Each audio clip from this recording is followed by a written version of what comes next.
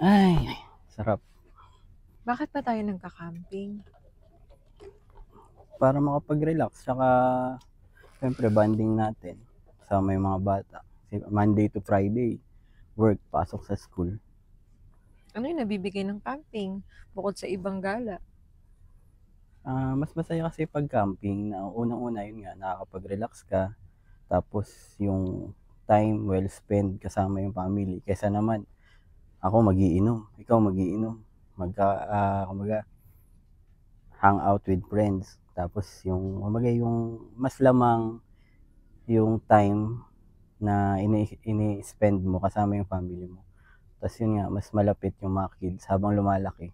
Mas malapit sa atin. Basta, maintain natin yung outdoor activities.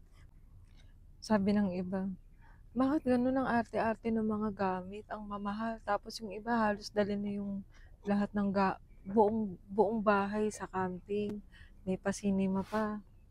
Oo, yung iba, yung mga kasama natin yan, sila Alpas, sila Millennial, sila Ma'am Tin, sila Johan.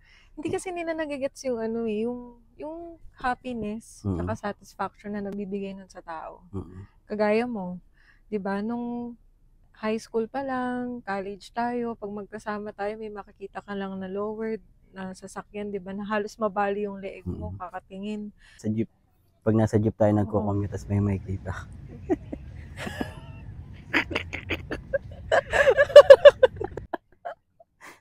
'Di ba, pag nakikita natin nasa jeep tayo, talagang nakatingin tayong dalawa, parang iniisip natin nung time na yon, 'di ba, na someday magkakaganyan kaya tayo. Na-experience.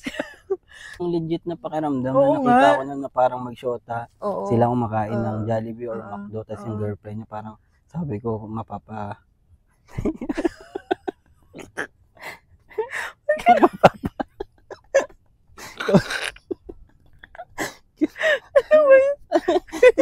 tinanong ko sarili ko kung mapaparanas ko sa iyo. Tas yun nga, more than pa pala. Teka lang, cut muna. Wait lang, naiyak ako. So, alala ko to. Maghapon tayo sa SM. Kinakain natin siomai. Parang Titipid. kahit McDo din natin afford. Oo. Parang pag nag-McDo kasi tayo, bukas na tayo. Kumbaga, nung time na yon, hindi pa natin kaya or hindi mo pa kaya, wala ka pang kakayahan para matupad yun, yung mga gusto mo. So, eto na yun, yung time na yun. Kaya mo siya in-apply sa Picanto. Pangarap ko talaga yun, stance, lowered na. Hindi ko alam ba't nahilig ko yun. Basta dati kasi pag nakikita ko yung nauso na yung Facebook, nakita ko na yung Stance Pilipinas, nakita ko yung mga sinishare nilang picture, parang paano to umaandar? Kumbaga, Oo. paano to gumugulong sa Kalsada. kalsada? Kasi ewan ko, iba yung dating. Tsaka kailangan nila maintindihan, iba't iba lang ng gusto, ng hilig. O example, ako sa Mm. bahay. 'Di ba sa bahay, pag team kahoy, team puti, Mm. pag nagagawa ko yun, mamimili ako, aayusin ko ng ganong setup na gusto ko, sobrang saya ko. Mm. Ang sarap linisin, nakaka-good mood, pag mainit yung ulo ko, Mm. aayusin ko lang yung bahay, okay na uli. So, ganun din sa camping. 'Di ba? Tsaka, Mm. ano yun eh, magiging komportable yung mga anak natin. Tayo, 'di ba? Habang nasa nature tayo, nasa outdoor tayo, yung pamilya natin, yung mga bata, komportable sila. Kaya kahit hindi man naiintindihan ng iba na ba't tayo ganto, ganyan, at Mm. least yung sarili mo, Mm. yung old you, Mm. napasaya mo, Mm. natupad mo yung gusto ng Oo. old you. Kumbaga yung inaasa mo dati, nakuha natin, pero yun nga, ginawa nating pang-camping. Yung Bakit? hindi, Hindi naman yun nga pwedeng yung hindi doon ka maintindihan ng nahihinto iba eh. na bakit nga daw. Pero pag nakita nila yung video natin, tas nakita Mm. nila tayo sa campsite, parang mas naiintindihan nila na puwede Mm. pala. Pero Oo maganda naman. rin, nagiging Mm. inspirasyon din sa iba. Tsaka hindi naman 'pag sinabing camping kailangan 4 akyat by agad 4 ng eh, bundok, oo. oo. Lalo na may mga kids tayo, ang habol lang naman natin is meron tayong weekend Oo, na may makakapag-spend bonding, tayo o na may magkakaroon ng family bonding. malalayo sila kaka-PC, Mm. kaka-phone, mas magiging active sila Mm. outdoor, sa nature. Nagsimula kasi talaga 'to nung pandemic na parang nag-isip tayo ano yung magandang bonding, tapos kakapanood natin ng vlog. Doon natin na-inspire tayo. napapanood namin yung mga nagba-vlog. Talagang naantig ako kay sa Tsena. Mm. Yung time na sila ng misis niya nagba-vlog. Parang ang sarap Oo, sabi ko sa'yo, di ba? maranasan. Tots, nainggit ako. Sana pag ganyan, hanggang ganyang age natin, ganyan tayo, tapos kasama natin yung anak natin, kahit dalaga at binata na. Kasi nga, inunti-unti namin. Oo. Ang ginawa namin, bumili kami ng gears, inunti-unti namin, tapos palit hanggat sa naging Coleman na halos lahat. Tapos pala, regarding naman dun sa paggawa ng video, yung iba din, tinatanong, gusto nyo nga mag-camping para mag-relax, pero bakit kayo nagba-vlog? Well, kaya naman tayo nagba-vlog kasi isa to sa mabibigay natin sa mga anak natin magandang memories. Para pagdating ng time na may sarili na silang pamilya, hindi lang nila basta makukwento sa mga anak nila. Mapapanood din nila. Kasi kasi tsaka yung values na tinatanim natin ngayon sa isip nila, na pagdating ng time na sila naman yung may pamilya, i-apply din nila pwedeng kung paano i-apply, tayo. Kumbaga importante yung quality time. Bigyan mo talaga ng oras yung pamilya mo. Kasi maiksi lang yung buhay. Kaya lagi nyo piliin na, di ba?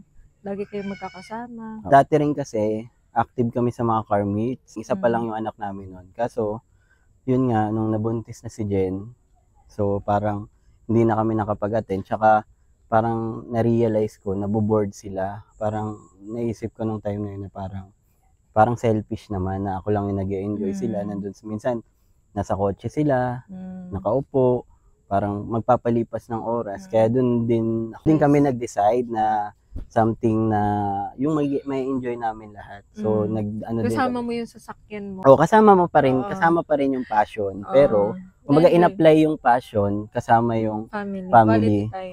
Quality time ng family. Kaya nabuo talaga yung Hatch Camp Air. Mag-1 year na rin yung Hatch Camp Air. Oo, sa November. Mag-1 year na pala yun, na merong masaya, merong malungkot. Pero ang maganda, pag nasa bahay kami, nasa bahay tayo, pinapanood lang natin yung video. Kumbaga parang kaya mong balikan.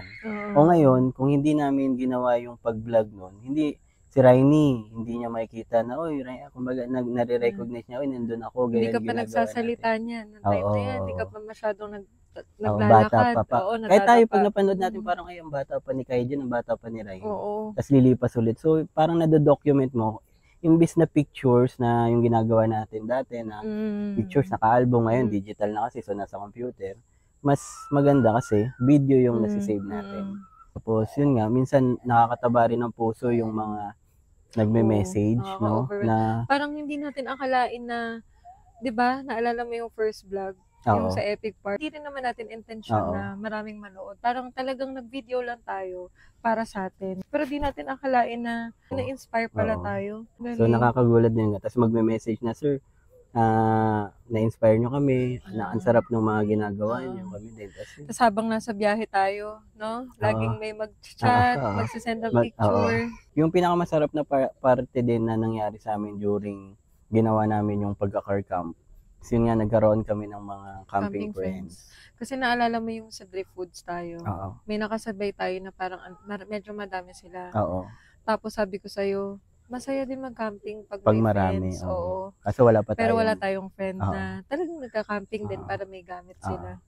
Pero ang galing, no? Yun yung parang balik sa atin sa ginawa nating pagod sa vlog. Binagay sa atin na nagkaroon tayo ng mga camping friends, na maasahan. Yun na yung pinakamagandang nangyari. Saka maliban doon sa yung camping friends, yun nga, yung iba pang mga kakilala lang namin, not personal namin kakilala, pero sa social media lang kakilala namin. Pero pag nag-comment yan, pag akala mo close na close, no? Pag sa leather. Isa pa pala yung sa leather.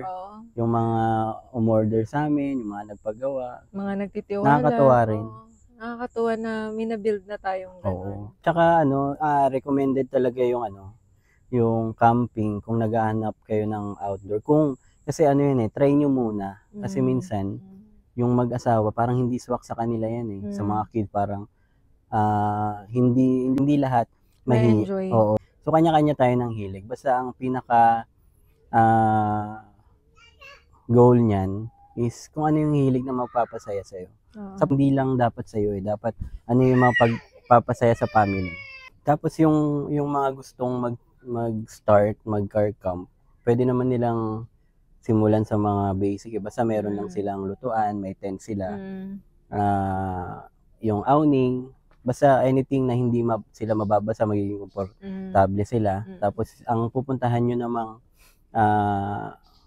is campsite, hindi naman yung raw na wild.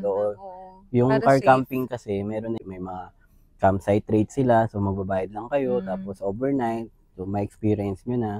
Para matry naman. Matry nyo muna. Pag nag-boom, saka kayo bumili ng gamit talaga totally. Kung ma-enjoy din even ng mga kids. As couple, mag-asawa or mag-girlfriend kayo, mas magiging quality, mas okay yung pag nag-uusap kayo ng gabi, magbabanding kayo ng gabi, magiinom kayo ng gabi na kayong dalawa. Pag-usapan nyo maririnig nyo yung mga huni-huni, tapos yung mga plans nyo. Yung mga goals nyo. Yun, ang bilis nga ng panahon, almost magwa 1 year na kami nagka-car camp. Pero, ang dami pa rin namin gustong puntahan. Ang dami pa rin namin gustong gawin. Pero halos isa 1 year ng Hatch Camp Air, hindi talaga natin na consistent na nagka-camping tayo every month. Kasi sobrang meron yung busy, mga dumating na problems, maliban pagsubok. Pero yun, thankful pa rin ako kasi kahit may mga dumating sa ating pagsubok, hindi naman pwedeng kahit gaano siya kasakit o gaano kalungkot, hihinto na rin tayo. Hindi natin pwedeng sukuan yung buhay. Kasi merong maliliit na buhay na nakaasa sa atin. Patuloy lang. Tuloy pa rin natin yung flow. Especially sa amin, eto nga, daming mga nangyari. Pero natuwa ako kasi camping pa rin tayo. Minahal na talaga natin yung camping. Ito na yung way natin para hinahanap-hanap na nga Pag kunyari minsan, yun nga, siyempre pag stress ka sa trabaho, malaking bagay, especially sa mental health. Hindi naman siya totally gastos Depende naman kasi yung gastos Pero iba may yung gastos, relaxation. Pero yung balik sa'yo. Talaga. Oo, yung balik naman sa'yo, di ba? Sa peace mo, di ba? Talagang ma-energize ka.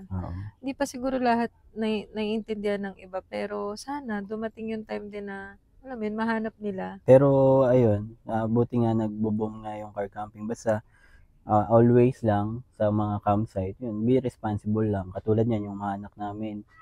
Although minsan nagtatapon yan, sinasaway namin, pero at least ngayon, alam na nila na kinikip nila yung mga trash. Tapos yun nga, leave no trace, sabi nga, magdala kayo ng mga bag. Sarap lang, kahit ganito. Yung ginagawa natin sa camping na parang wala tayong ginagawa, pero napakasarap. Magre-relax ka lang ganito, papalipasin mo yung oras, pero nagkukwentuhan, dinadama mo yung nature. Nung una, parang pag nakita mo nagka-camping sila, talagang maiisip mo, nakakatakot. Baka may elemento dyan. Minsan baka may engkanto. Mga nakatirang, di ba? Hindi natin nakikita. Or nananakit.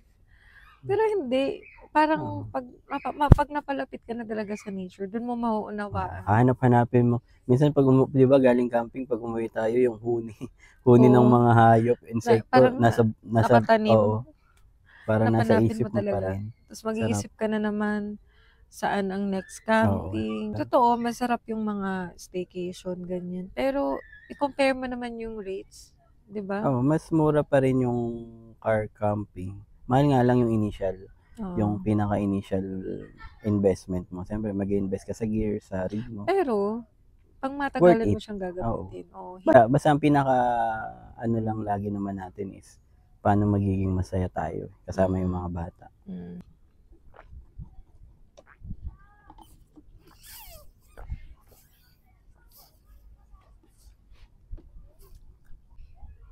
Tigilan natin to? Oo. Ay, gising na si Riley. Gising na? Magpaplan mo pa. Ayun na. Nag-video tayo.